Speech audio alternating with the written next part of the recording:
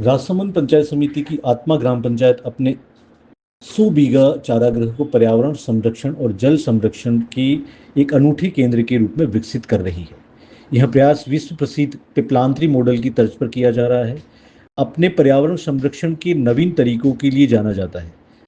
आत्मा पंचायत के सरपंच मूलाराम रेबारी ने बताया कि 2020 में सरपंच बनने के बाद पंचायत ने अतिक्रमण से मुक्त कराई गई 100 बीघा चारागाह पर 5 जून 2021 को पर्यावरण दिवस के अवसर पर एक पर्यावरण संरक्षण नर्सरी की नींव रखी।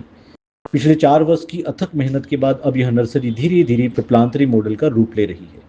यह नर्सरी महात्मा गांधी राष्ट्रीय ग्रामीण रोजगार गारंटी अधिनियम मनरेगा के तहत चारागाह विकास योजना के स्थानीय लोगों के सक्रिय सहयोग से विकसित की जा रही है। अब तक नर्सरी में 20,000 पौधे लगाए जा चुके हैं और भविष्य में 30,000 पौधे और लगाने की योजना है। इसमें फलदार पौधों पर विशेष ध्यान केंद्रित किया जा रहा है। पहाड़ी क्षेत्र भौगोलिक परिस्थितियों का ध्यान में रखते हुए पानी को रोकने के लिए चौक डैम बनाए गए हैं और पौधों को ड्रिप सिंचाई प्रणाली से पानी पहुंचाया जा रहा है। सिंचाई के लिए 2 ट्यूबवेल भी स्थापित किए गए हैं। इस वर्ष नर्सरी में एक विशेष पहल कन्या उपवन की शुरुआत की गई। सरपंच मुलाराम ने बताया कि पिपलांत्री की तरह पंचायत में बालिका के जन्म पर माता पिता को पौधरोपण के लिए प्रोत्साहित किया जाएगा, जिसकी देखरेख पंचायत और पेड़ व लगाने वाले अभिभावक संयुक्त रूप से करेंगे। इसके साथ ही ग्रामीणों को प्रधानमंत्री नरेंद्र मोदी की एक पेड़ मां के नाम योजना के तहत भी पौधारोपण के लिए प्रेरित किया जाएगा।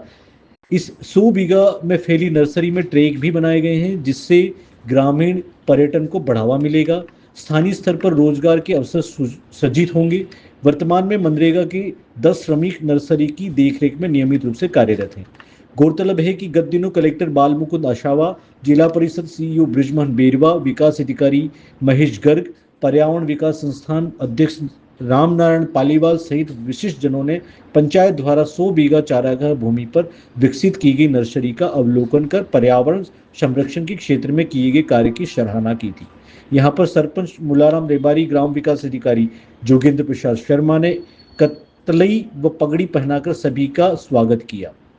इस दौरान उन्होंने स्कूली विद्यार्थियों के साथ पौधारोपण भी किया।